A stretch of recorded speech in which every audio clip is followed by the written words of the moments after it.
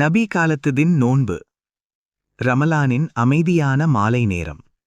மதீனாவின் எளிமையான ஒரு வீட்டில் ப்ராஃபெட் முஹம்மத் ஸல்லல்லாஹு அலைஹி வஸல்லம் அவர்கள் நோன்பு திறக்க தயாராக இருந்தார்கள். அங்கே ஆடம்பரம் இல்லை, பெரிய விருந்தில்லை, பலவிதமான உணவுகள் இல்லை. அவர்களுக்கு முன்னிருந்தது சில பேரீச்சம்பழங்கள், சிறிது தண்ணீர் மட்டுமே. நபிகளார் காட்டிய நோன்பு வெறும் பசியை தாங்குவது அல்ல. அது இதயத்தை சுத்தப்படுத்தும் ஒரு பயிற்சி. அது ஈமானை புதுப்பிக்கும் ஒரு வழி.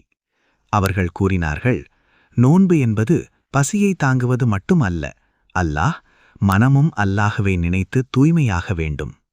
உணர்ச்சியுடன். பேரிச்சம்பழம் கிடைத்தால் அதனால் நோன்பு திறந்தார்கள், இல்லையெனில் தண்ணீரால் நோன்பு திறந்தார்கள். அது உடலுக்கான உணவு மட்டுமல்ல, ஆன்மாவுக்கான சுத்தமும் ஆகும். நோன்பின் உண்மையான நோக்கம் என்ன? பசியை கட்டுப்படுத்துவது போல கோபத்தையும் கட்டுப்படுத்துதல், ஆசைகளை அடக்குதல், அல்லாஹ்வை அதிகம் நினைத்தல், ஈமானை வலுப்படுத்துதல். நபிகாலத்து நோன்பில் எளிமை இருந்தது, நன்றி உணர்வு இருந்தது, அல்லாஹ்வுக்கு அருகாமை இருந்தது. ஆனால் இன்று நம்முடைய இஃப்தார் மேசைகள் நிறைந்திருக்கலாம், ஆனால் நம்முடைய இதயம் நிறைந்திருக்கிறதா? நபிகளார் காட்டிய சுன்னத் நமக்கு கற்றுக் கொடுப்பது எளிமைதான் அழகு, ஈமான்தான் நோன்பின் நோக்கம், அல்லாஹ்வின் திருப்தியே உண்மையான வெற்றி. இந்த ரமலானில் பசியை மட்டுமல்ல, நம்முடைய இதயத்தையும் சுத்தப்படுத்துவோம்.